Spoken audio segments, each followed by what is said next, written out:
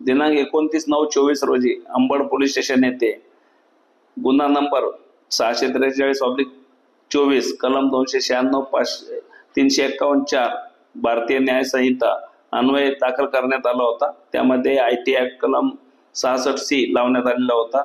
त्यात समांतर तपासामध्ये गुन्ह्यामध्ये आरोपी रवींद्र यशवंत धनक राहणार पातर्डीपाटा यास निष्पन्न करून त्यास आष्टी जिल्हा बीड येथून ताब्यात घेऊन काल त्याला संध्याकाळी अंबड पोलिसांच्या हवाली करण्यात आलेला आहे।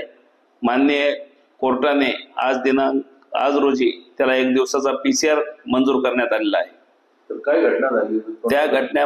त्या घटनेमध्ये हा आरोपी रवींद्र धनक याने माननीय नामदार श्री भुजबळ साहेब अन्न व पुरवठा ग्राहक मंत्री महाराष्ट्र राज्य यांच्या मोबाईलवर अश्लील संदेश व धमकीवाजा संदेश पाठवले होते। त्यामध्ये आरोपीला अटक करण्यात आली आहे।